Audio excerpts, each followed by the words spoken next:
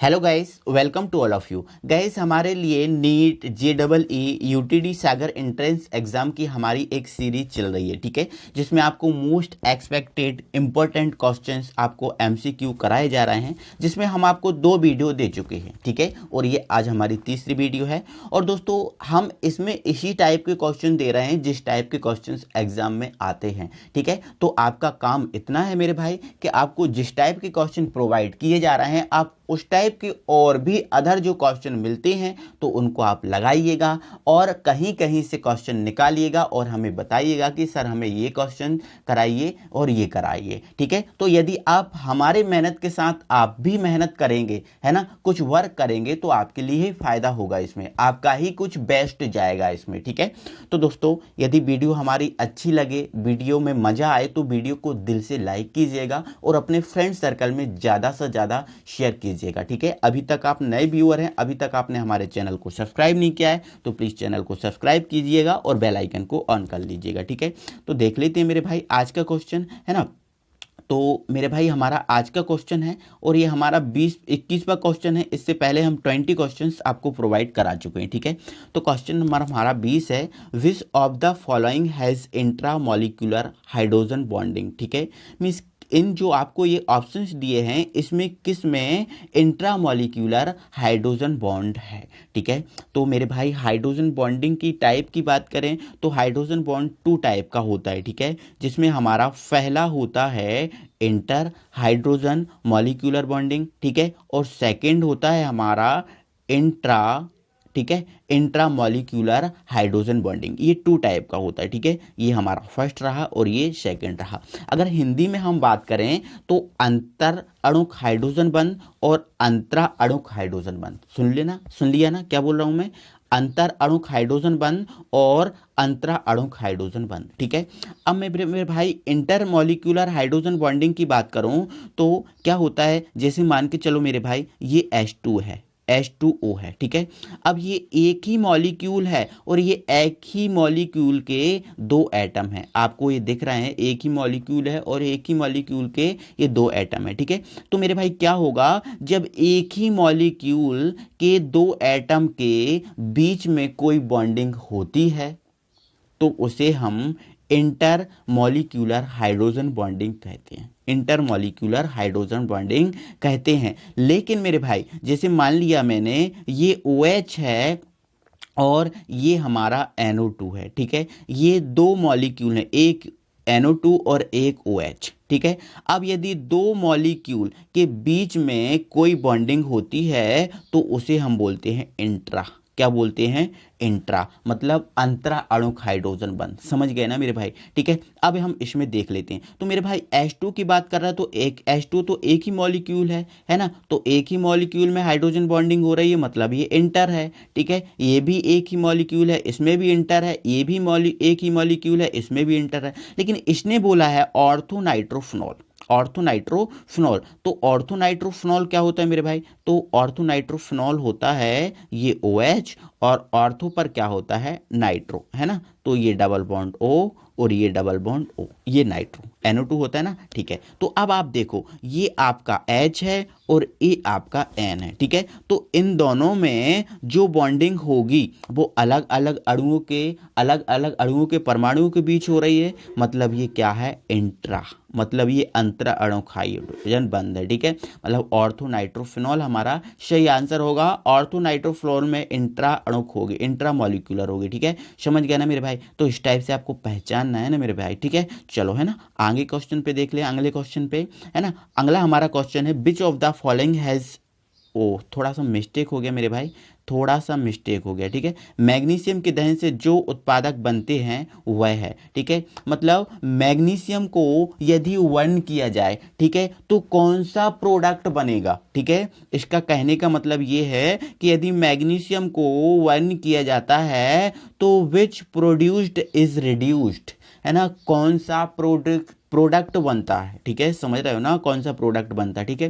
तो ध्यान रखना दोस्तों, ऑलवेज जब मैग्नीशियम को वर्ण किया जाता है, अब किसी के साथ भी इसको गर्म किया जाए, वर्ण किया जाए, तो ऑलवेज प्रोड्यूस्ड क्षारीय, मतलब एल्केलाइन प्रोडक्ट, ओके। ध्यान रखना मेरे भाई, ठीक है। मैग्नीशियम को किसी के साथ भी बर्न कर दे, आपको एल्केलाइन है ना प्रोडक्ट प्राप्त होगा, आपको क्षारीय प्रोडक्ट प्राप्त होगा, इतना आपको ध्यान रखना है मेरे भाई, ठीक है। चलो नेक्स्ट क्वेश्चन पे पहुंचते हैं मेरे भाई। नेक्स्ट हमारा क्वेश्चन है, एक धातु के टुकड़े से पतले तार खींचे जाते हैं, है ना, यह गुण किस गुण के अंतर्गत आ रहा है, ठीक है। Thin wire can be drop from a metal piece, it belongs to what property, ठीक है। ये कौन सी प्रॉपर्टी शो करता है, कौन सी प्रॉपर्टी बिलोंग करता है, जब थिन वायर ड्रॉ किए जाते हैं मेटल पीस से, ठीक है। तो मेरे भाई आपको पता है ना, ये है ना तार खींचने का जो गुण होता है ना, वायर खींचने का जो प्रॉपर्टी होती है उसको हम टेंसाइल बोलते हैं ना मेरे भाई, तन्यता बोलते हैं ना, तन्यता। और मेरे भाई जो चादरें बनाने का गुण होता है, यदि धातु से चादरें बनाएं तो उसे हम क्या बोलते हैं, उसको बोलते हैं मैलिएबल। क्या बोलते हैं, मैलिएबल, मतलब आघात बर्दी, ठीक है। तो चादर वाला आघात बर्दी है और हमारा जो वायर खींचने वाला, वायर ड्रॉ करने वाला होता है टेंसाइल, ठीक है। तो आंसर हमारा क्या हो जाएगा मेरे भाई, तन्यता हो जाएगा, ठीक है। चलो नेक्स्ट आगे पहुंचते हैं मेरे भाई, ठीक है। आगे हमारा अगला क्वेश्चन है मेरे भाई, which gas is deposited on a anode. थोड़ा सा ये मिस्टेक हो गया, ये एनोड लिखा है, ठीक है, क्या लिखा है, एनोड, ठीक है। विच gas is deposited on anode, ठीक है, ये क्या लिखा है, anode when carrying N elasticity of alumina, ठीक है। मीन्स कह रहा है एल्यूमिना, Al2O3 यही होता है ना मेरे भाई, एल्यूमिना, ठीक है। एल्यूमिना यही होता है ना मेरे भाई, जल्दी बता दो, यही होता है ना, हाँ एल्यूमिना, ठीक है। कह रहा है कि एल्यूमिना का विद्युत अपघटन किया जाए, इसका इलेक्ट्रोसिस किया जाए, विद्युत अपघटन किया जाए, इलेक्ट्रोसिस किया जाए, तो एनोड पर, मतलब यहाँ पर आप एनोड कर लेना मेरे भाई, थोड़ा मिस्टेक हो गया है ना। तो एनोड पर कौन सी गैस जमा होती है, जब एल्यूमिना Al2O3 का विद्युत अपघटन किया जाता है। मेरे भाई आप इसमें करंट शो तो कर दो, प्रवाहित तो कर दो, फ्लो तो करा दो, आप कौन सी गैस प्राप्त करेंगे, हाइड्रोजन तो प्राप्त नहीं करेंगे क्योंकि हाइड्रोजन तो इसमें है नहीं। ऑक्सीजन, हाँ ऑक्सीजन है इसमें, ये प्रोड्यूस हो सकती है। क्या नाइट्रोजन होगी, नाइट्रोजन तो है नहीं मेरे भाई, कहाँ से आ जाएगी, नहीं आएगी ना मेरे भाई, ठीक है। कार्बन डाइऑक्साइड, तो ये कार्बन डाइऑक्साइड का भूत बन के घुस जाएगी, नहीं ना, है ना। और कार्बन है ही नहीं ना इसमें, केवल क्या है, ऑक्सीजन है ना मेरे भाई। तो केवल कौन सी गैस प्रोड्यूस होगी, ऑक्सीजन गैस प्रोड्यूस, ठीक है। चलो नेक्स्ट क्वेश्चन पे पहुंचते मेरे भाई, ठीक है। हाँ हमारा नेक्स्ट क्वेश्चन है, ठीक है। और नेक्स्ट क्वेश्चन हमसे क्या बोल रहा है, what type of tooth brushing should be used to clean the mouth so that tooth decay is not done, ठीक है। हमें किस टाइप के दंत मंजन का यूज करना चाहिए हमारे, ताकि जो दांत में प्रॉब्लम ना हो, दांत मतलब कोई भी नष्ट प्रॉब्लम ना हो, बस ये है, ठीक है। मुंह साफ करने के लिए किस प्रकार के दंत मंजन का उपयोग करना चाहिए ताकि दंत क्षय ना हो, दांत में प्रॉब्लम ना हो कोई, ठीक है। तो मेरे भाई अब आपको ये भी समझना है, ठीक है। तो आपके लिए, इसके लिए आपको क्षारीय एल्कलाइन टूथ ब्रशिंग का यूज करना चाहिए। यहां पर देख नहीं रहा ना जो मेरे भाई, ये ब्रशिंग लिखा है, क्या लिखा है, ब्रशिंग, ठीक है।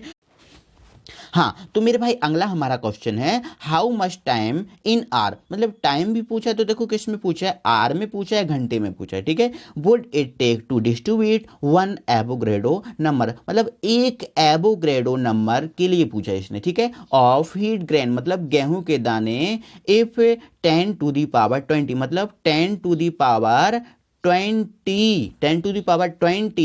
ग्रेन, मतलब दाने को डिस्ट्रीब्यूट करने में 1 सेकंड लगता है, ठीक है। आर डिस्ट्रीब्यूट एच ईच सेकंड, मतलब 10 टू द पावर 20 जो गेहूं के दाने हैं वो 1 सेकंड में डिस्ट्रीब्यूट किए जाते हैं, ठीक है। तो एक दाना कितने समय में डिस्ट्रीब्यूट किया जाएगा, ये इसका क्वेश्चन का मतलब है मेरे भाई, ठीक है। फिर से समझा रहा हूं मैं, देखो बोला हिंदी में समझा रहा हूं, यदि 10 टू दी पावर, ये 20 लिखा है, 10 टू दी पावर 20 गेहूं के दाने 1 सेकंड में बांटे जाते हैं, तो एक गेहूं का दाना कितने सेकंड में बांटा जाएगा, ठीक है। ये इसने पूछा, इस क्वेश्चन का मतलब पूरा ये है, ठीक है। देखो समझाता हूं, इसने क्या बोला, 10 टू दी पावर 20 जो गेहूं के दाने हैं, है ना, वो डिस्ट्रीब्यूट किए जाते हैं 1 सेकंड में, कितनी सेकंड में, 1 सेकंड में, ठीक है। एक के लिए पूछा है, एक के लिए पूछा है, तो एक के लिए निकाल दो, ठीक है। एक के लिए निकालेंगे तो 10 टू दी पावर 20 1 के कहाँ जाएगा, अपॉन में जाएगा, ठीक है। तो 1 है ना अपॉन 10 टू दी पावर 20, ठीक है। ये हो गया। लेकिन इसने बोला है एवोग्रेडो नंबर में बताओ, तो आपको कुछ नहीं करना मेरे भाई, बच्चों जैसा ये क्वेश्चन है। एवोग्रेडो नंबर से आप मल्टीप्लाई कीजिए, क्या होता है 6.022 इंटू 10⁻23, यही होता है ना मेरे भाई। ठीक है, अब क्या कीजिए, 20 से 20 कैंसिल कीजिए, कितना बचा 3 बचा। ठीक है, अब यहाँ हमारा कितना है 6.0222 और यहाँ हमारा 10⁻³ है। 10⁻³ मतलब 1000। अब 10⁻³ का 6.022 मल्टीप्लाई करेंगे तो अगर अप्रोक्सली बात करें तो अप्रोक्सली हमारा ये 6000 आएगा। कितना आएगा 6000 आएगा। आगे ना मेरे भाई 6000।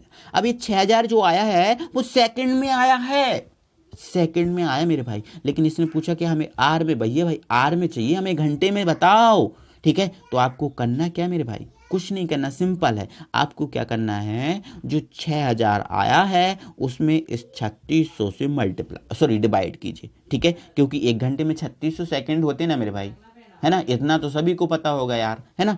तो अब 3600 से इसको डिवाइड करो, क्या ये 16.73 आएगा, नहीं आएगा। क्या 167.3 आएगा, नहीं आएगा ना। क्या ये तो आ ही नहीं सकता मेरे भाई, आएगा लगभग अप्रोक्स ये, तो हमारा आंसर ये हो जाएगा। समझ गए ना मेरे भाई, कोई प्रॉब्लम नहीं होगी। चलो अगले क्वेश्चन पे पहुंचते हैं हम। ठीक है, चलो मेरे भाई अगला क्वेश्चन है। ठीक है, अगला क्वेश्चन इजी क्वेश्चन है, और what does the pH values of lemon juice contain. भाई लेमन जूस, गर्मियां चल रही हैं, लेमन जूस की तो याद आती है, बट उसका पीएच भी याद रखना चाहिए, ताकि हमारे जो बॉडी का जो पीएच है वो अनबैलेंस ना हो, इसलिए हमें उसकी पीएच वैल्यू भी लाइन रखनी चाहिए। ठीक है, तो क्या होती है नींबू की पीएच वैल्यू मेरे भाई, है ना, तो नींबू की पीएच वैल्यू होती है मेरे भाई 2.2 पीएच वैल्यू होती है लेमन की। ठीक है, चलो आगे बढ़ते हैं, हमारे अगले क्वेश्चन पे पहुंचते हैं।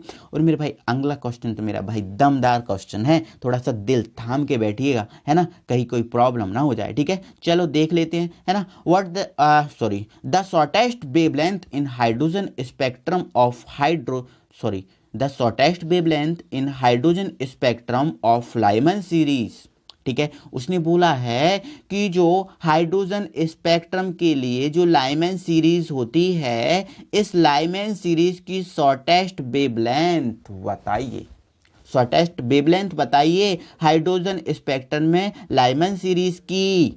ठीक है, जबकि आपको जो रेडबर्ग कांस्टेंट है उसकी वैल्यू हम इतनी देते हैं, आपको 109678 ये रेडबर्ग कांस्टेंट की वैल्यू है। ठीक है, तो आप बताइए। ठीक है, तो लाइमन, है ना, तो हिंदी में पढ़ के बता दे रहा हूँ, लाइमन श्रृंखला के हाइड्रोजन स्पेक्ट्रम में सबसे कम तरंग दैर्घ्य होगी, कब होगी, जबकि लिए RH आपको ये दिया है। ठीक है, पहले मैं आपको दोस्तों हाइड्रोजन स्पेक्ट्रम पर लेकर चलता हूँ, ठीक है, फिर मैं इसको समझाऊंगा। ठीक है दोस्तों, ये हाइड्रोजन स्पेक्ट्रम की सीरीज है, ये 5 सीरीज होती हैं। कितनी सीरीज होती है मेरे भाई, 5 सीरीज होती है। ठीक है ना, कितनी सीरीज होती है मेरे भाई, 5, 1 2 3 4, ये 5 सीरीज होती हैं, जिसमें Lyman series is a first series. Lyman series एक फर्स्ट सीरीज होती है जो n=1 से स्टार्ट होती है। ठीक है, ये आपका n=1 है मेरे भाई। ठीक है, ये 2 है, 3 4 5 6 7। ठीक है, तो NH=1 से सीरीज स्टार्ट होती है, कौन सी सीरीज, लाइमन सीरीज। अब इतना याद रखिएगा। ठीक है, लाइमन सीरीज NH=1 से स्टार्ट होती है, मतलब लाइमन सीरीज के लिए जो इनिशियल स्टेट होती है वो NH=1 होती है, NH=1 होती है। ठीक है, समझ गया ना मेरे भाई। चलो अब आगे दिखा देता हूं लाइमन सीरीज के लिए, है ना। लाइमन सीरीज के लिए भी क्या दोस्तों, किसी भी सीरीज के लिए अगर हम फॉर्मूलेस की बात करें, है ना, अगर वेव नंबर के फॉर्मूले की बात करें, वेव लेंथ के फॉर्मूले की बात करें, तो ये फॉर्मूला होता है, ये फॉर्मूला होता है, जिसके लिए ये इनिशियल स्टेज होती है और ये हमारी फाइनल स्टेज होती है। ठीक है, फाइनल स्टेज ये और ये इनिशियल स्टेज। ठीक है, इस फॉर्मूले को आप याद रखिएगा, ये RH है, ये रेडबर्ग कांस्टेंट है। ठीक है, इस फॉर्मूले को आप थोड़ा सा याद रखिएगा। अब हम चले उस क्वेश्चन पे आपको ले चलते हैं। ठीक है, तो भाई क्वेश्चन तो अपन ने समझ लिया, अच्छे से ढंग से समझ लिया। इससे संबंधित क्या चीज़ों की जरूरत पड़ेगी वो हमने समझ लिया, ठीक है। अब हम इस क्वेश्चंस को सॉल्व कराते हैं, है ना। चलो देखिएगा, ठीक है। इसको हम हटा रहे हैं अभी मेरे भाई क्वेश्चन, ठीक है। अब हम इसको ब्लैंक पेज पर आपको लेकर चलते हैं, ठीक है। ये हमारा ब्लैंक पेज आ गया है, ठीक है। अब देख लो, है ना। अब आप ये दोस्तों, इसने वेवलेंथ की बात की है। किसकी बात की है मेरे भाई? वेवलेंथ की बात की है। और वेवलेंथ तो लैम्डा होती है, ठीक है। क्या होती है? वेवलेंथ लैम्डा होती है, ठीक है। ये लैम्डा होती है वेवलेंथ तो, ठीक है। अब ये मेरे भाई इतना आप बता दो, जो वेवलेंथ और एनर्जी के बीच में जो रिलेशन होता है वो क्या होता है? तो मेरे भाई आपको पता होना चाहिए कि जो एनर्जी होती है वो इनवर्सली प्रोपोर्शनल होती है वेवलेंथ के। इनवर्सली प्रोपोर्शनल होती है वेवलेंथ के। मीन्स यदि कहना इसका ही है कि जो यदि वेवलेंथ हमें लोएस्ट चाहिए तो एनर्जी हमें हाईएस्ट चाहिए। एनर्जी जब हाईएस्ट होगी तो वेवलेंथ लोएस्ट होगी, और जब जो वेवलेंथ होगी हाईएस्ट तो एनर्जी आपकी लोएस्ट होगी, क्योंकि इनवर्सली प्रोपोर्शनल है ना मेरे भाई, ठीक है। इनवर्सली प्रोपोर्शनल है, ठीक है। इतना समझ गए। अब और समझो। अब इसने बोला देखो लाइमन श्रेणी के शॉर्टेस्ट डिस्टेंस चाहिए, मतलब लाइमन सीरीज के लिए हमें शॉर्टेस्ट डिस्टेंस शॉर्टेस्ट वेवलेंथ चाहिए, मतलब शॉर्टेस्ट लैम्डा चाहिए आपको, ठीक है। तो लाइमन सीरीज मेरे भाई होती कहाँ से स्टार्ट है? n is equal to 1। n is equal to 1 जब मेरे भाई जो एनर्जी लेवल है वो आपका लोएस्ट है, ये एनर्जी लेवल लोएस्ट है, n इज इक्वल टू 1 पर तो लोएस्ट ही होगा एनर्जी लेवल। जब एनर्जी आपकी लो है तो वेवलेंथ तो हाईएस्ट होगी, वेवलेंथ तो हाईएस्ट होगी। तो हमें ये नहीं चाहिए मेरे भाई, हमें एनर्जी लेवल चाहिए हाईएस्ट, ताकि वेवलेंथ शॉर्टेस्ट हो, है ना। क्योंकि वेवलेंथ हमें शॉर्टेस्ट चाहिए मेरे भाई। तो जब जो एनर्जी लेवल जो हाईएस्ट होगा वो किस पर होगा मेरे भाई? n is equal to infinity पर जो होगा ना वो हाईएस्ट होगा। जब n is equal to infinity पर एनर्जी लेवल हाईएस्ट है तो वेवलेंथ तो लोएस्ट होगी। मीन्स मेरे भाई आपको ये चाहिए, ये वाली जो वेवलेंथ चाहिए, ये जो है ना वो चाहिए आपको, समझ गए ना। आपकी इनिशियल स्टेज क्या होगी? n इज इक्वल टू 1, और फाइनल स्टेज लाइमन सीरीज के लिए होगी n is equal to infinity. इतना समझ गए ना मेरे भाई? इतना समझ गए। अब हमारा जो फॉर्मूला होता है वो क्या होता है? अभी हमने आपको दिखाया क्या होता है। 1/λ is equal to Rydberg constant in bracket 1/1 initial stage, है ना, माइनस 1/, इन्फिनिटी स्टेज। सॉरी, इसका और होता है दोनों का, ठीक है। यही होता है ना, यही होता है ना, इनिशियल स्टेज, और ये हमारा होता है फाइनल स्टेट का फॉर्मूला, ठीक है। यही होता है ना। कोई दिक्कत है मेरे भाई? देखो इनिशियल स्टेज क्या है? 1, मतलब ni की जगह हम 1 रखेंगे तो 1 का स्क्वायर तो ये 1/1 ही आएगा, 1/1 ही आएगा। और 1/ यहाँ पर n इन्फिनिटी, मतलब n इज इक्वल टू आपको इन्फिनिटी रखना है तो इसकी जगह इन्फिनिटी आएगा मेरे भाई। तो 1/ ये जो इन्फिनिटी होगा तो वो क्या होगा? 1/इन्फिनिटी की वैल्यू तो 0 होगी, तो ये आपका 0 हो जाएगा, ये 1 रहेगा। तो इस टोटल का मीन से ना आपका कुछ नहीं रहेगा, टोटल का मीन कुछ नहीं रहेगा। अब टोटल का मीन कुछ नहीं रहेगा तो इसको मैं हटा दूं, क्या बोलो? हटा दूं? हटा दूंगा तो केवल 1/λ इज इक्वल टू RH आएगा नहीं मेरे भाई?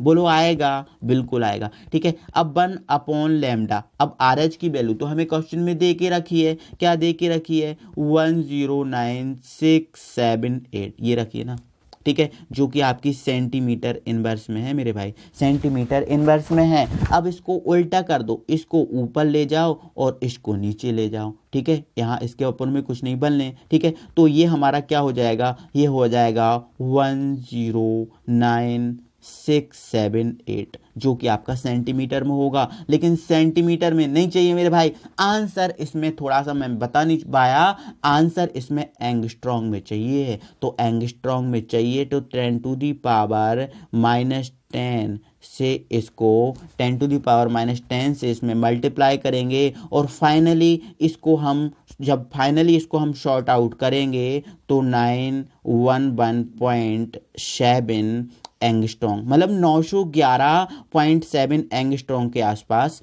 आएगा जो हमारा आंसर फाइनल होगा। ठीक है, तो समझ गए ना मेरे भाई मैं आपको क्या बताना चाह रहा था। ठीक है, समझ गए ना। चलो ठीक है, आपको ये बता दे रहा हूँ दोस्तों, ये सभी एंगस्ट्रॉन्ग में है, एंगस्ट्रॉन्ग में आंसर है। ठीक है, तो 911 आएगा ना, आप इसको सॉल्व आउट करोगे तो ये फाइनल होगा। ठीक है, तो मेरे भाई बस आज के लिए बस इतना ही हमें लेकर आया था। तो आई होप कि आपको ये चीज़ें समझ में आई होंगी, कोई दिक्कत नहीं होगी, मज़ा आया होगा। ठीक है, तो फिर दोस्तों अगली वीडियो में हम फिर आपसे मिलेंगे, तब तक के लिए थैंक यू वेरी मच।